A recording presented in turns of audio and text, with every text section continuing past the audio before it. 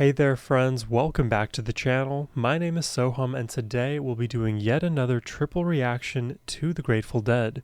First we'll be checking out Touch of Grey, then we'll jump into Row Jimmy and end the reaction off with Tennessee Jed.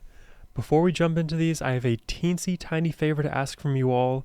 If you've been enjoying my reactions in any capacity, please like the video, maybe drop a comment for the algorithm, subscribe if you aren't already. It really would mean the world to me. I spend a lot of time every day to try to record the highest quality reactions for you all, so that would mean the world to me. A massive special thank you for this video goes to Jeffrey the Anthemic for making this donation request. Thank you, Jeffrey, as always. But now it's time to jump into the Grateful Dead. Touch of Grey time.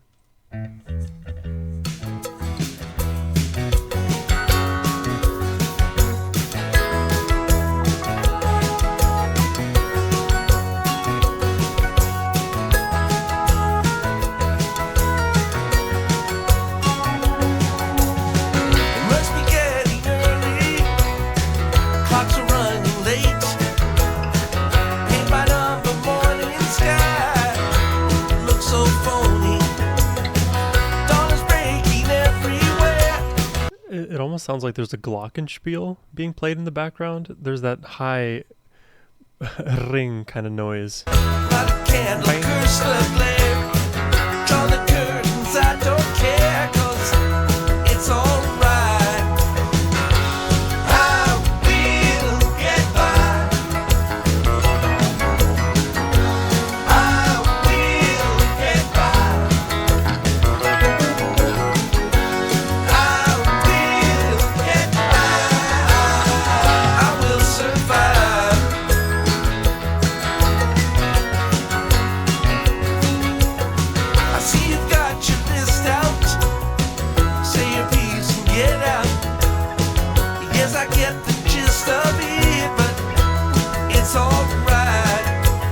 This is like almost the Grateful Dead equivalent of like a sitcom theme song.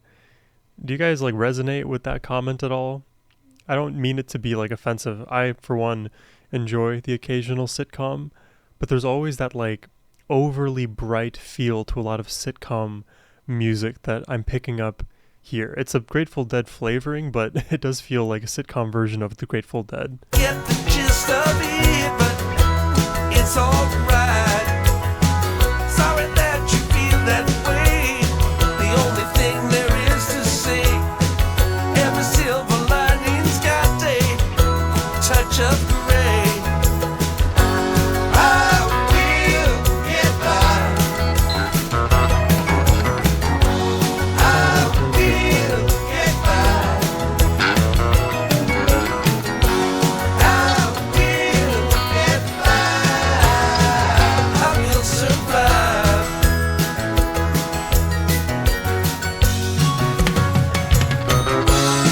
It's a lesson to me. Oh, the voicing changed. The evils and the beggars and the seeds.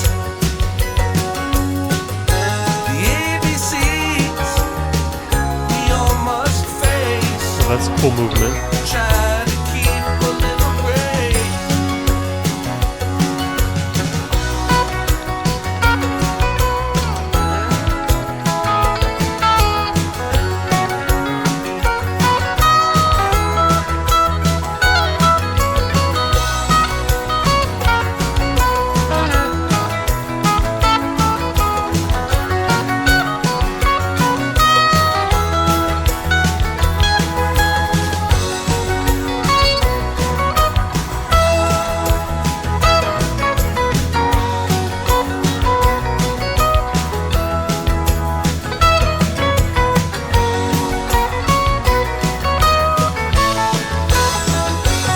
I'm also feeling like this would be the perfect song to like have in my headphones as I'm skiing. And me, I'm not the best skier by any means, but like I literally, for whatever reason, am envisioning the one time I went skiing. Granted, there's like a story to tell about that. My skiing ability is very awful. I injured myself quite a fair number of times during my whole experience. but I could totally imagine just like skiing down the slopes, vibing along to this.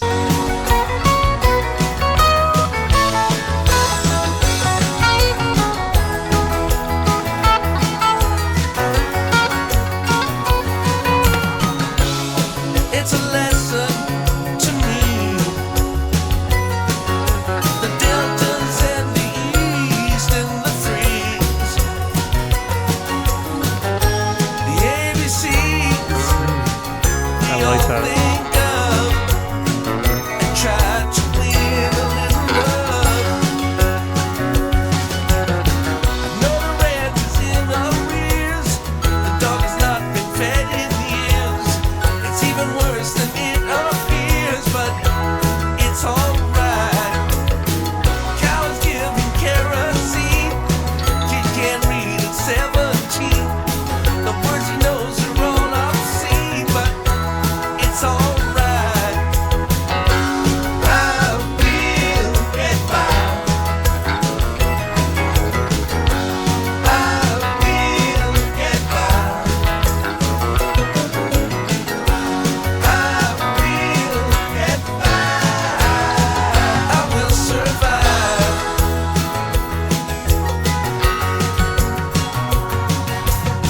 The shoe is on the hand it fits. This may be a sort of random reference. I don't know how many of you all will even be aware of who I'm speaking about, but this song, it feels very youthful, and that's an adjective that I've used for, I think, a handful of the artists I've reacted to on this channel. One of them who I'm definitely getting reminded of now, which I'm surprised it's taken me this long to even like bring up his name, but Marshall Crenshaw. It wasn't a name I was familiar with before getting requests for Marshall, so I wouldn't put it past you that maybe you haven't heard of him either. But his music, it's very youthful and it's constantly moving, almost like a revolving door of notes, of sections, of riffs. It continues in basically in like this youthful gallop. It's very consistent. Again, that would be the kind of music that I could imagine, skiing down the slopes, listening to. If any of you happen to listen to Marshall, let me know what you think about that. The shoe is on the hand it fits. There's really nothing much to it. Whistle through your teeth and spit, 'cause it's alright. Oh, well, a touch of gray kinda suits you anyway. And that was all I had to say. It's alright. I will get by. I will get by. I will get by. I will survive.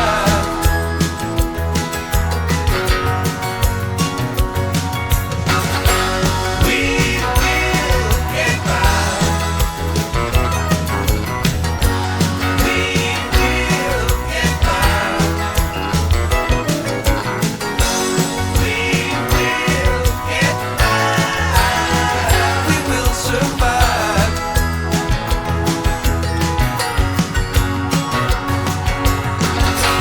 We will get by. We will get by.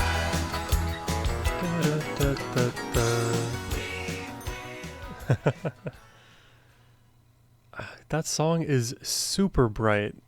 And again, I can't shake the earlier comment I made from my mind of this song feeling like the Grateful Dead sitcom theme song. If the Grateful Dead were to be turned into a TV show, it works so well for a theme song. I don't know if you guys would agree with that. Maybe leave it in the comments.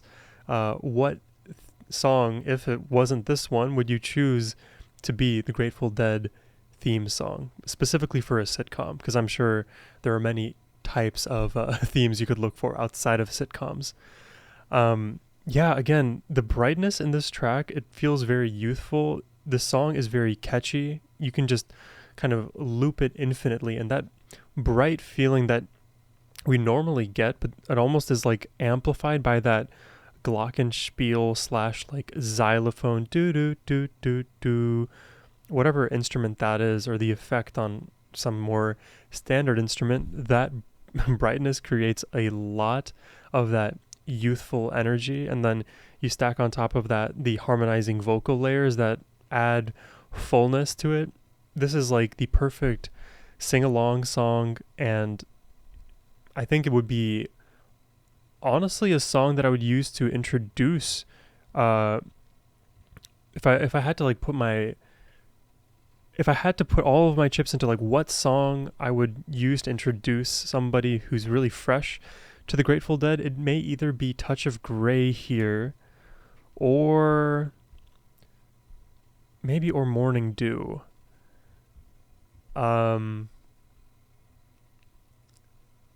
Yeah, those are the two names that are like really sticking out in my brain right now. Yeah, I'm curious what you guys all think about that. Let's check out the next one, shall we? This one is Row Jimmy.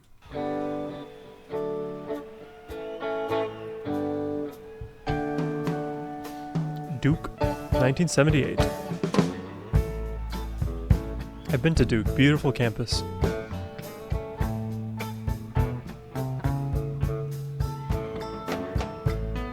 And North Carolina is a beautiful state too. A lot of nature, nice people, good weather. Julie catch a rabbit by his hair.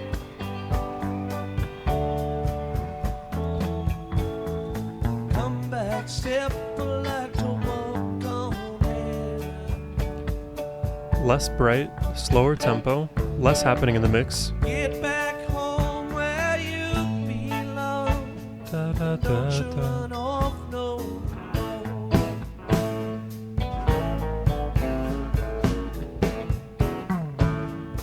Don't hang your head and let the two-time roll. Wow. This and Touch of Grey are worlds apart. Maybe the more I think about it, Touch of Grey would be a little too polarizing of a song to like introduce somebody to. So I'll probably fix my answer on Morning Dew. Or Eyes of the World, that's a good one too. Or Sugary. There's so many, to be honest. Baby, I don't know. Come back later, gonna let it show. I say roll, Jimmy roll. Gonna get there. I don't know. Seems to come on. Way to go. Get down, roll, roll, roll, roll, roll.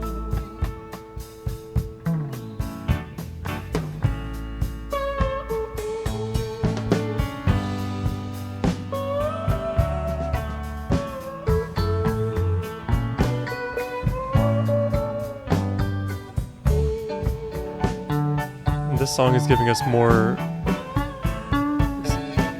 simultaneous melodies.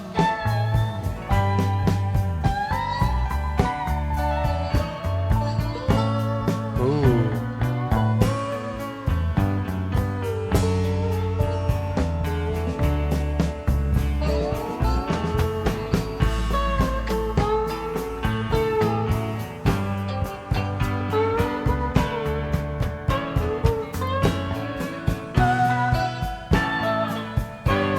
I don't know why I'm getting reminded of Lynyrd Skynyrd. The only song I know from them is Freebird. Darling, if you dare.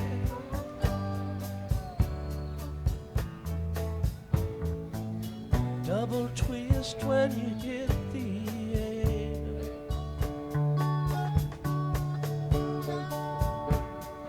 Look at Julie down below. The levee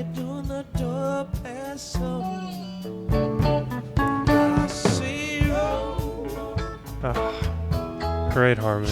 Jimmy Road. Gonna get there. I don't know. Seems a common way to go. Get down low, low, low, low.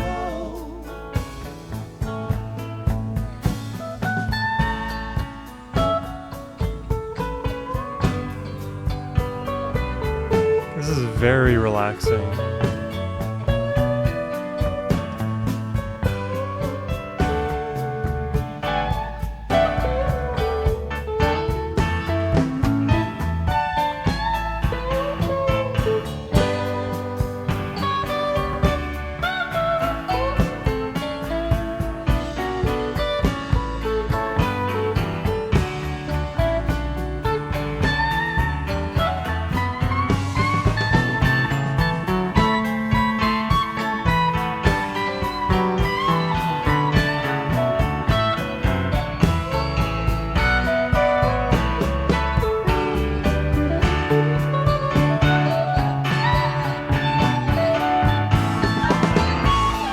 Oh, it's picking up. Really gradual as well.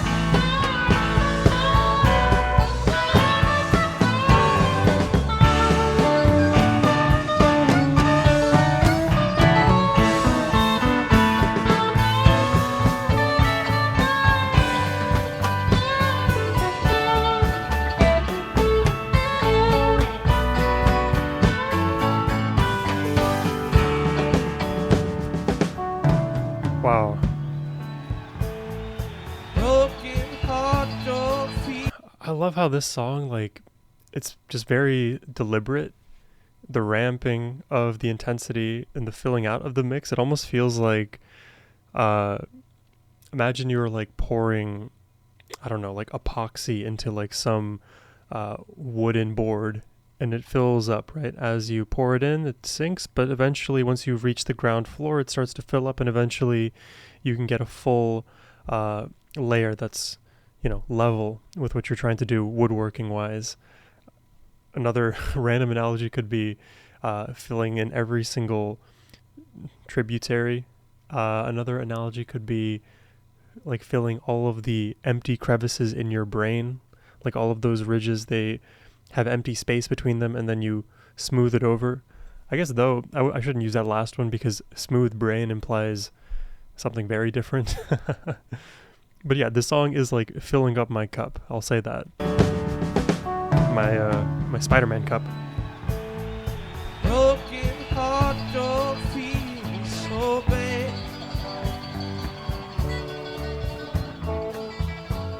You ain't got half of what you thought you had.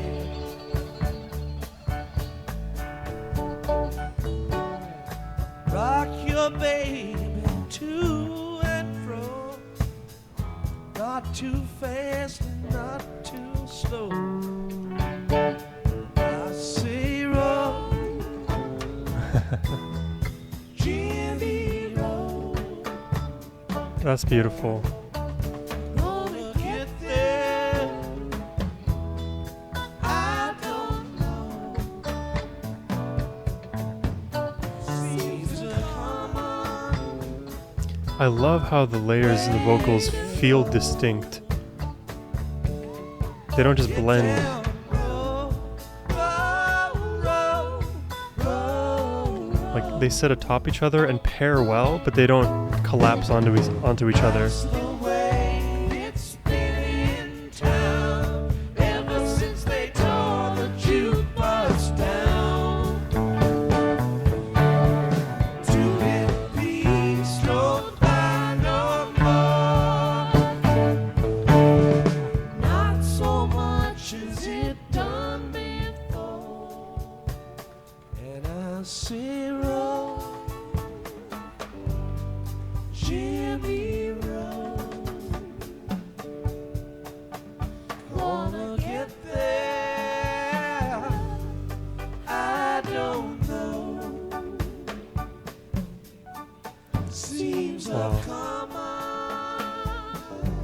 it feels like they're getting more distant. Obviously quieting, but also further back.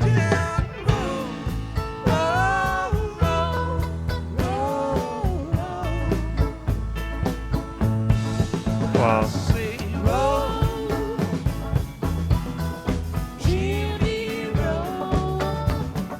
Wow, how did the tempo pick up here? How did that happen? I gotta go further back.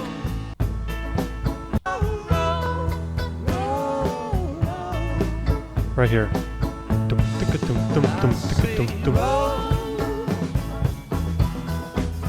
Wow. That is how good Grateful Dead are with these gradual changes, whether it's in subdivision feel or style or like how loud things are getting.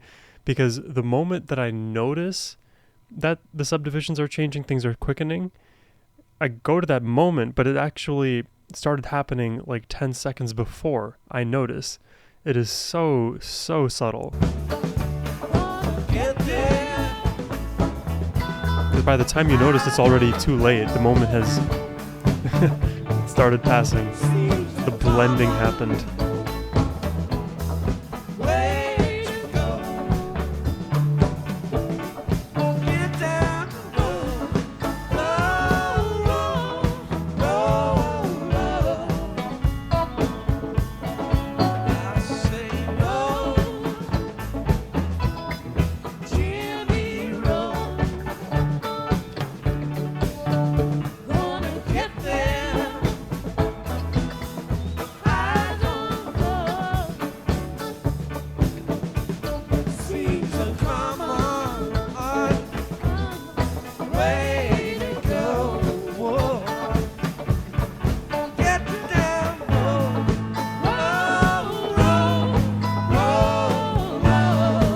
The bass is more pronounced suddenly.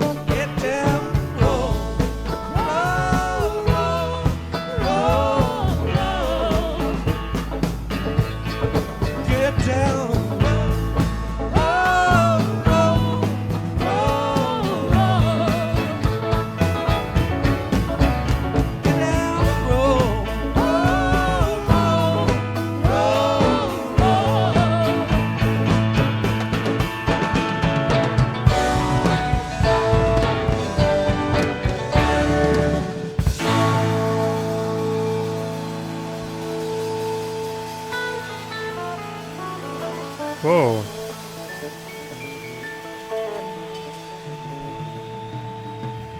The collapsing of the drums, the dissolving of the guitar.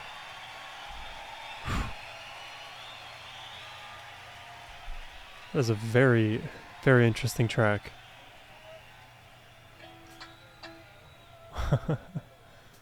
Also peep the black cat here, the devil with the drumsticks.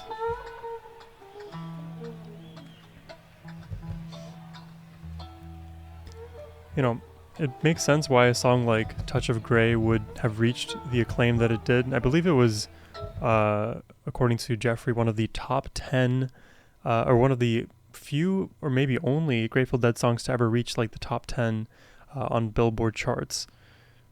And it makes sense given like the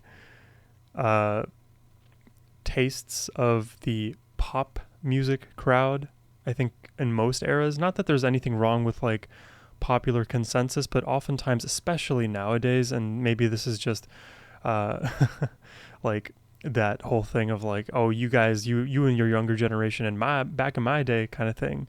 But it really does seem like pop music, and you can like watch like Rick Beato's channel too. He talks about this every so often. Every artist in the pop era seems to almost follow like a cookie cutter formula, one that produces songs that are more out of the box, rather than truly creative, rather than art pieces that can just stand alone and be understood by themselves. I guess, let me rephrase it.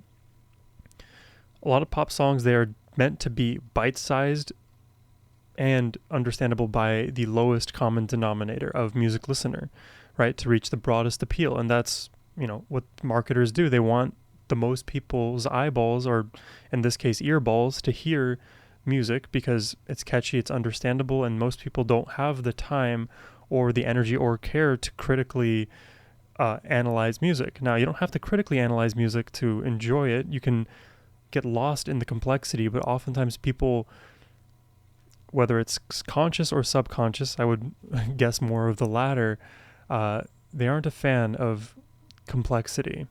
They would rather listen to easier music, which isn't, again, inherently a problem, but when the systems in place are repeatedly creating easy to digest music, then the younger generation, all they hear is easy to digest music, so they go on and produce easier to digest music, and it's kind of like a slippery slope all the way to the bottom.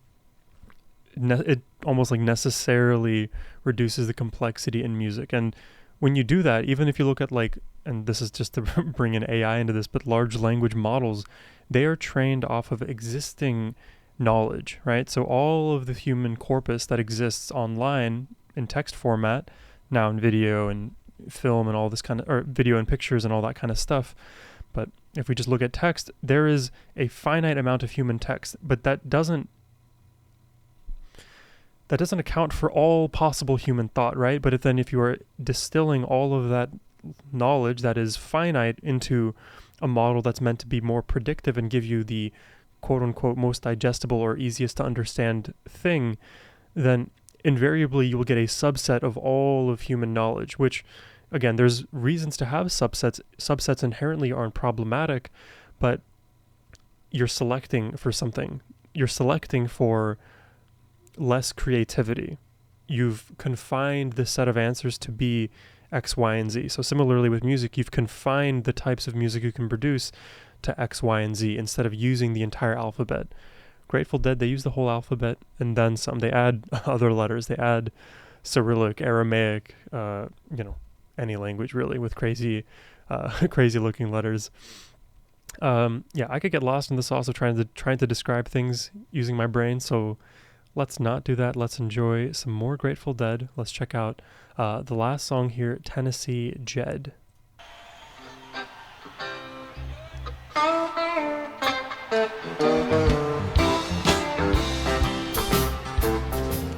Wow. YouTube is going to make me block the visual here, but take a look at this crowd. It is an actual sea of human.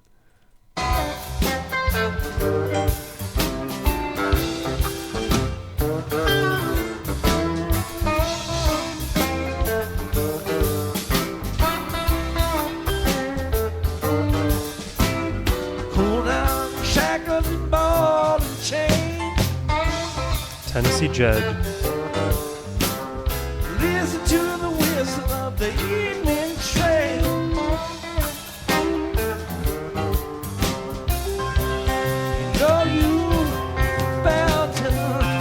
Oh, cool chord voicing. It was like a walk down.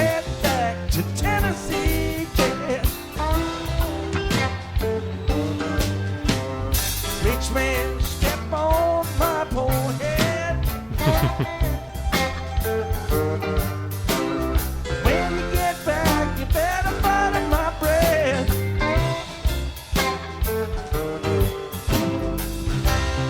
Well, you know, people, it's like I said, you better get back to Tennessee Jed.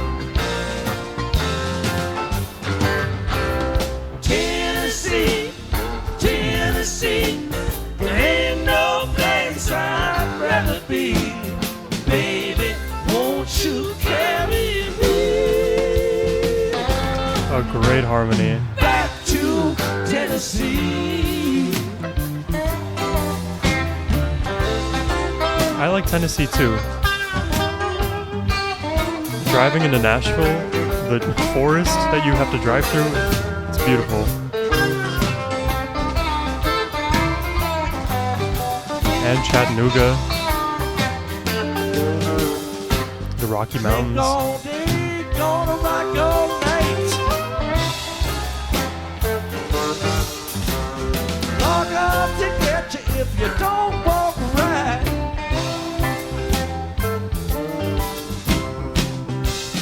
Let up this morning, people, and all in red. Gotta head back to Tennessee, yeah. I dropped 4 flights and cracked my spine. Honey comes in with the iodine.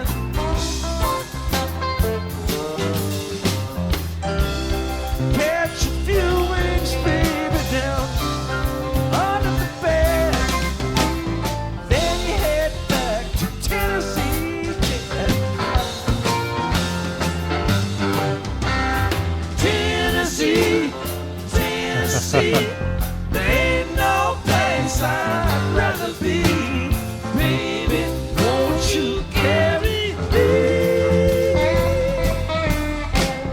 back to Tennessee?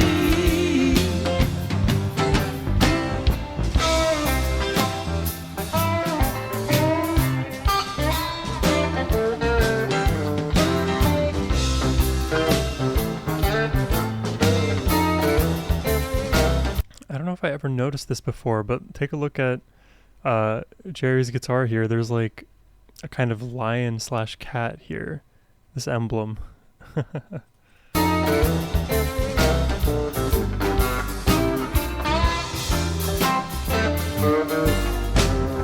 I run into Charlie Ford. Back my, you know he kicked my door.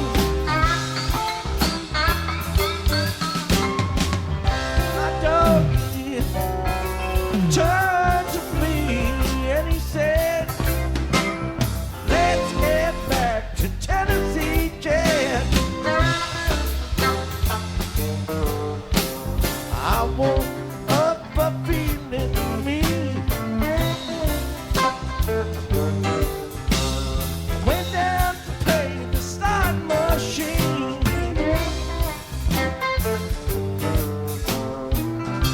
Wheels turn around, children, the letter's red.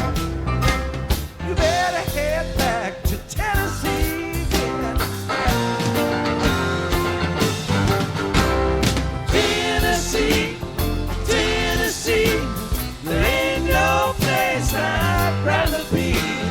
Baby, won't you carry me back to Tennessee?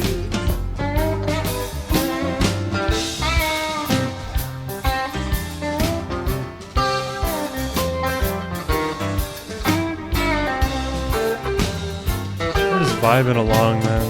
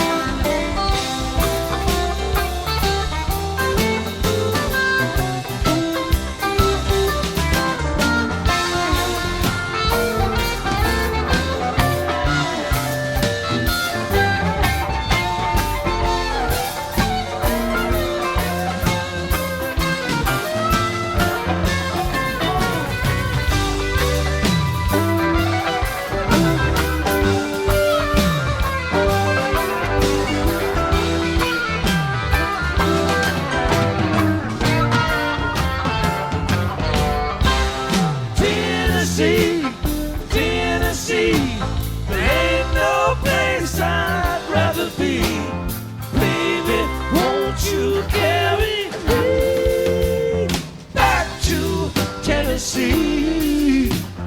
The highs in this song are just perfect. I'm honestly, I gotta go back and like listen to this whole, not the whole solo, we'll go back like a whole minute here. I'm a fan.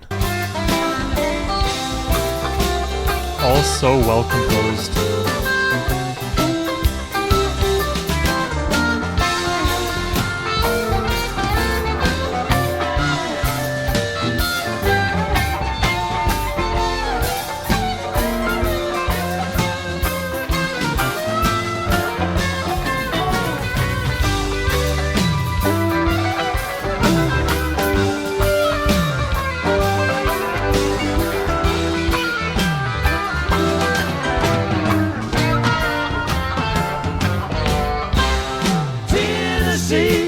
And they come back in together. Yeah. There ain't no place I'd rather be. Baby, won't you carry me back to Tennessee?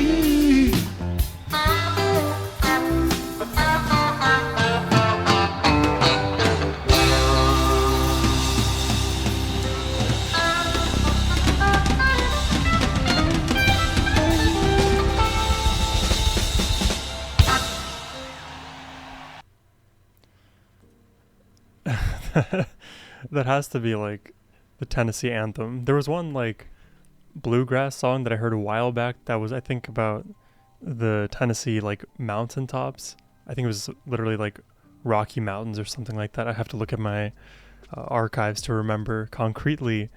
But that is the new Tennessee national anthem. I gotta say, I really appreciate the harmonies and the high vocals, especially in this song, Tennessee Jed. Obviously, you couldn't see it visually, but Brent on the keys was going crazy on those vocals, really adding a sort of like, I don't know if it's like an undertone or overtone that he's doing, but when he is singing higher, like in that kind of mixier part of his higher chest range, so like between the falsetto and chest voice, he's singing in that mix, and Jerry is always also in that mix, but he brings up a little bit more weight. So, and maybe I should explain what that means. So when you bring up more weight when you sing vocally, what happens is you're kind of straining your vocal cords so that you can sing higher, but it really, in the long run, if you were to sing that way, not that Jerry's doing it incorrectly, but for the average voice, if you were to sing that way, you could damage your vocal cords because you're bringing up a lot of weight instead of using a lot of diaphragmatic support and maintaining good vocal posture, like, you know, tilting your head back appropriately, having tongue positioning in place such that producing higher and higher pitch sounds isn't exponentially harder. So if it were to be exponentially harder, that would be akin to bringing up weight. So if Jerry is doing that, or at least he sounds like he's partially doing that when he sings more strained, you have that sound, which is its own unique thing, because we all know Jerry has a unique voice. You pair that with Brent, who in these moments he's either getting really high up in his mix, and the mix would be between the falsetto and chest voice, but he's doing it what seems like more healthily, or he's like blasting off and almost like belting a little bit in his chest voice. So that pairing with Jerry and Brent creates this really full vocal sound in the mix. So that element alone, like those two singing together, I will always praise it. I, for one, love amazing vocals. And when you then stack on top of that all of the beautiful composition from the guitarists on stage and the drumming, it's just all very fluid, and it's a catchy chorus. So to me, this is almost like another perfect Grateful Dead song. I didn't mention this earlier, but I was thinking it in my brain, not for Tennessee Jed, but for Roe Jimmy. If I put my like music editor hat on, like if I were in the studio or something, like helping the guys compose, I may have suggested maybe a acoustic bridge section or solo section where everything kind of gets stripped back and we hear more acoustics. Maybe vocals get added on top a little bit later into that solo, but I could just imagine around like that 6 to 8 minute mark injecting a bit of an acoustic guitar moment and then re-hyping the entire song and ending it on the high that it did. I have a lot of thoughts I've also brought this up before, but I'm definitely at some point gonna like start jamming along to Grateful Dead as I listen to them for the first time. I got to get some more confidence to do that, of course, and make sure like my studio setup is all right so that the guitar channels through everything and sounds on like first and foremost like in the right rhythm, because oftentimes even when I'm speaking you may not know it, but visually there's like a 300 millisecond delay in when I'm speaking versus when the visual of my mouth is moving on my recording software. So if I were to do that equivalent for playing guitar, you need to like, every millisecond matters. So you would need to have that thing perfectly lined up. So once I get all of those like technical bugs sorted, you will catch Sohum attempting to play along with the Grateful Dead, which also has me nervous because I'm definitely not going to be as good as as your boy Jerry on stage. But it could be fun. We'll see how it goes. Maybe I'll do it a few times and throw it away. Maybe I won't. Yeah, stay tuned for all that good stuff. But that's all I have for you today. I hope you enjoyed the reaction. If you did and would like to make a request yourself, you can do so by clicking the first link down below. But as always, my friends, have a wonderful rest of your day. Take care and peace.